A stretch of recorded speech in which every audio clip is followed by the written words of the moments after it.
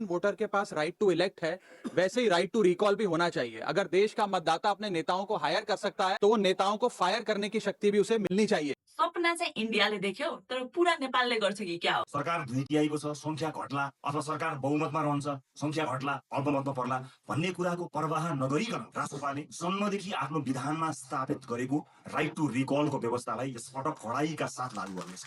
आजको भिडियोमा let's understand what is right to recall. If तपाईले आफ्नो एरियाबाट जिताएर पठाएको एमपी जुन रासोपाबाट छन् तिनीहरूले राम्रो काम गरिरहेको छैन, तपाईको एक्सपेक्टेसन अनुसार काम गरिरहेको छैनन् भने चाहिँ रासोपाको विधानले चाहिँ के भन्दो रहेछ भने तपाईले त्यो मान्छेलाई हटाउन सक्नुहुन्छ उसको पोस्टबाट। नाउ यहाँ चाहिँ कुरा के हो भने तिनीहरू चाहिँ गभर्नमेन्टको एमपी को पोजिसनबाट हट्दैनन्। यो चाहिँ गर्ने कसरी हो भने पार्टीको भित्रको कार्यकर्ता और जति पनि सदस्यहरू छ उनीहरूले चाहिँ आएर आवाज उठाउँछन् पार्टी भित्र कि यो मान्छे चाहिँ काम गरिरहेको छैन, this guy does not deserve the MP position भनेर आफ्नो कुरा हाल्छ। त्यसपछि उनीहरूको भित्री व्हाटएभर इन्भेस्टिगेसनहरू हुन्छ होला अनि त्यो मान्छे ल यसले त काम गर्दो रहेनछ हामी एसोसिएट नगर्ने भनेर फाइनल गर्छन्। अब त्यसपछि के हुन्छ, अब त्यसको गभर्नमेन्टमा त एमपी को रोल रहन्छ, दैट क्यान नट गो हैन, किनभने हाम्रो देशको संविधानमा चाहिँ राइट टु रिकल छैन at this point of time. न यसमा इम्पोर्टेन्ट कुरा के हो भने यो कुरा चाहिँ नर्मल जनताले चाहिँ गर्न सक्दैन। तपाईले पार्टी भित्रको सदस्य और कार्यकर्ता और कुनै तरिकाले एफिलिएटेड हुनुपर्छ रासोपासँग। अब इन्ट्रेस्टिङ क्वेसन यहाँ के छ भने के तपाईले लाग्छ